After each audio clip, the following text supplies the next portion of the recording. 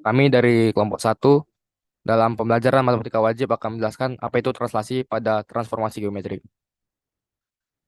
Translasi pada transformasi geometri adalah perpindahan dengan cara menggeser titik, kurva, bangun datar, dan sebagainya. Jadi misalkan sembarang ada titik A, X, Y ditranslasikan oleh matriks translasi T sama dengan matriks AB, maka kita peroleh bayangannya yaitu A aksen, X aksen, Y aksen dapat kita tuliskan menjadi titik A, X, Y menjadi A aksen, X aksen, Y aksen. Cara penghitungannya matriks X aksen, Y aksen sama dengan matriks X, Y tambah matriks AB. Sehingga kalau dioperasikan menjadi X aksen, Y aksen sama dengan X tambah A, Y tambah B. Jadi pada konten kali ini kami akan membahas apa itu translasi titik, translasi garis atau kurva, translasi bidang, dan komposisi dua translasi berurutan. Translasi terhadap titik. Jadi translasi terhadap titik artinya terjadi pergeseran titik yang disebabkan oleh matriks transformasi. Pergeseran ini terjadi di sumbu koordinat Kartesius terhadap sumbu X dan sumbu Y. Pada matriks transformasi, semua angka yang terletak pada baris pertama akan ditujukan pada pergeseran sumbu Y, sumbu X, dan semua angka pada baris kedua ditujukan pada pergeseran sumbu Y.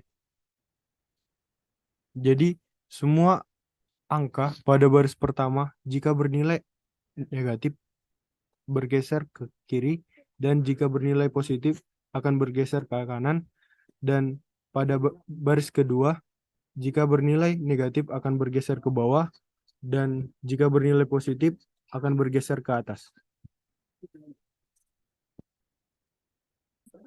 Jadi kesimpulannya untuk penyelesaian dari translasi terhadap titik hanya dengan melihat komposisi dari matriks transformasi yang diberikan, maka hasil dari translasi akan ditemukan sesuai dengan keterangan yang sudah ditentukan. Selanjutnya, kita akan membahas mengenai translasi terhadap garis dan kurva. Yang pertama yaitu translasi pada garis. Jadi translasi pada garis itu layaknya translasi pada titik, yaitu terjadi perpindahan pada garis yang diakibatkan oleh matriks transformasi. Nah, jadi jika terdapat translasi pada garis dengan persamaan Y sama dengan MX tambah C adalah terhadap A, B. Nah, seperti translasi pada titik, yaitu X aksen sama dengan X ditambah dengan A, atau X sama dengan X aksen kurang A. Lalu Y aksen sama dengan Y tambah B, atau Y sama dengan Y aksen dikurang B. Nah, jadi untuk mendapatkan hasil translasi garis dengan persamaan Y sama dengan MX tambah C oleh A, B, substitusi X aksen dan Y aksen ke persamaan garis tersebut. Sehingga bisa didapat bahwa Y aksen dikurang B sama dengan X aksen kurang A ditambah C. Nah, selanjutnya translasi pada kurva. Jadi, jika suatu kurva ditranslasi, bentuk dari kurvanya itu tidak akan berubah, tapi yang berubah hanya posisinya, yaitu dengan adanya pergeseran posisi mengakibatkan perubahan persamaan kurva. Nah, jika kurva ditranslasi oleh A, B dan titik X, Y adalah titik pada kurva, maka persamaannya adalah X aksen sama dengan X tambah A, dan di mana X sama dengan X aksen dikurang A, serta Y aksen sama dengan Y tambah B, dan Y sama dengan Y aksen dikurang B. Dan ini dan oleh sebab itu persamaan kurva baru akan menjadi Y dikurang B sama dengan F X dikurang A.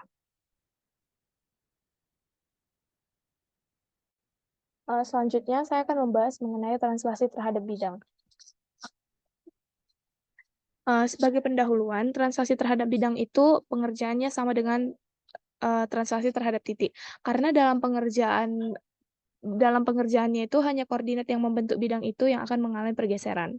Sehingga semua bidang datar dapat ditranslasikan kecuali lingkaran. Untuk cara penyelesaiannya itu dibagi menjadi dua. Nah, langkah yang pertama, apabila diberikan bidang dalam koordinat Kartesius, maka kita menentukan titik-titik sudut yang digunakan sebagai patokan dalam menghubungkan garis yang membentuk bidang tersebut. Lalu langkah kedua, seperti penyelesaian dari translasi terhadap titik, maka tiap titik-titik koordinat digeser sesuai dengan matriks transformasi yang diberikan. Maka dari titik koordinat yang sudah mengalami pergeseran akan terbentuk bidang hasil translasi atau bayangan bidang. Selanjutnya, penutup sebagai kesimpulan, cara penyelesaian transaksi terhadap bidang itu sama dengan cara penyelesaian transaksi terhadap titik. Sehingga hasil transaksi ini hanya menggeser posisi dari bidang secara keseluruhan, namun tidak mengubah ukuran panjang dan lebar bidang di akhir, sehingga luas bidang sebelum transaksi dan sesudah transaksi juga tidak akan berubah. Kita masuk ke transaksi terhadap garis tutup. Jadi caranya itu akan 2x dengan transaksi 3 sudah didapatkan x plus x sama dengan x aksen kurang 3. Lalu y aksen itu sudah tahu sesuai dengan transaksinya itu y plus 2, y sama dengan y aksen kurang 2. Jadi kita masukkan ke persamaan y sama dengan 2x y aksen kurang 2 sama dengan 2 kali x aksen kurang 3 plus y aksen sama dengan 2x aksen kurang 6 plus 3 plus 2 y aksen sama 2x aksen kurang 1. Masuk ke soal yang kedua dari transaksi terhadap garis tutup. Y sama dengan x plus 5 ditranslasikan oleh T sama dengan 2,3. Di sini sudah dapatkan masih transaksinya, sehingga cara mencari x itu sama dengan x plus 2 dan y aksen sama dengan y plus 3. Ini saya didapatkan x sama dengan x aksen kurang 2 dan y sama dengan y aksen kurang 3. Yang kita masukkan persamaan y sama dengan x plus 5, y aksen kurang 3 sama dengan x aksen kurang 2 plus 5, y aksen sama x aksen kurang 2 plus 5 plus 3, sehingga y aksen sama dengan x aksen plus 5. Sehingga persamaannya itu y sama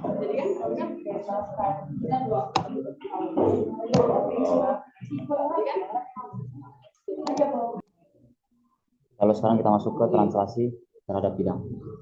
Jadi seperti yang diketahui, koordinat A sama dengan 3,9, koordinat B sama dengan min 1,4, koordinat K sama dengan 4,2, dan koordinat M sama dengan 6,3. Kan segitiganya itu dari ABC menjadi bayangan segitiga KLM. Sehingga cara nyari matriks transaksinya itu pertama itu dengan mengurangkan K kurang A, karena A berubah menjadi K, sehingga cara mencari matriks transaksinya itu adalah dengan K dikurang A, sehingga matriks transaksi sama dengan 4,2 kurang 3,9, sehingga matriks transaksinya sama dengan 1 min 7. Lalu kita cobalah mencari titik C dan titik L. Kan titik B pasangannya itu atau bayangannya itu titik L, sehingga titik L nya itu sama dengan B tambah matriks transaksi kan, sehingga titik L sama dengan min 1,4 tambah 1,7, sehingga matriks L nya itu titik L nya itu berada di 0,3. Lalu kita mencari titik C nya itu dengan cara M dikurang matriks T nya itu, sehingga titik C sama dengan 6,3 kurang 1,7, sehingga titik C sama dengan 5,4, sehingga didapatlah titik L sama dengan 0,3 dan titik L sama dengan titik C sama dengan 5,4. Lalu kita masuk ke pembacaan soal yang kedua dari transaksi bidang.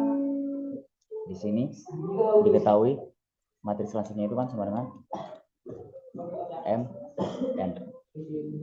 Ini memetakan titik P sama dengan 6,7 ke P aksen sama dengan min 3 11. Sehingga kita dapat mengetahui matriks selanjutnya itu seperti tadi dengan mengurangkan P aksen dengan P. Sehingga matriks selanjutnya sama dengan min 3,11 kurang min 6,7. P-nya itu sama dengan 3 min 4. Sehingga cara mencari bayangan segitiga ABC dengan A sama dengan 1, 2, B sama dengan 4, 3, C sama dengan 2, 6 adalah dengan mentransaksikan ketiga titik tersebut dengan translasi T itu. Sehingga A aksen sama dengan 1,2 tambah 3,4. Jadi 4,2. Lalu B aksennya itu dapat didapatkan dengan 4,3 tambah 3,4. Sehingga didapatkan matriksnya itu sama dengan 7,1. Lalu C aksennya itu sama dengan 2,6 ditambah 3,4. Dapat matriks C aksen sama dengan 5,2.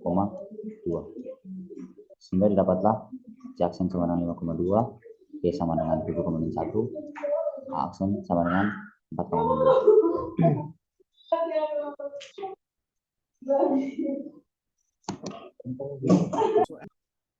Kalau untuk GeoGebra dari bagian soal pertama dari translasi pada titik itu seperti ini. Kita mencari T-nya. Didapatkan T-nya sama dengan 5.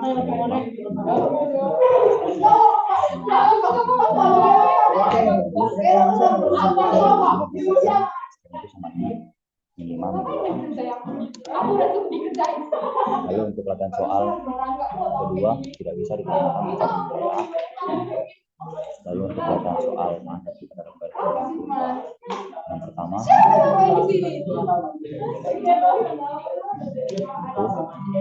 GeoGebra seperti ini.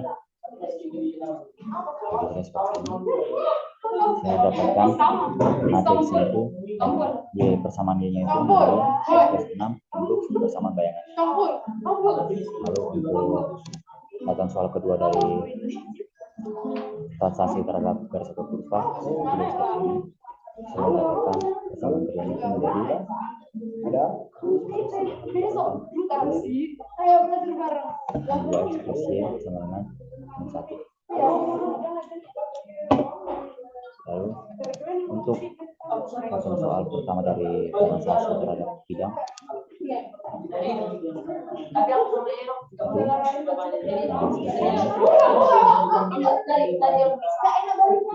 sehingga koordinat C sama 4 dan L sama 0,3.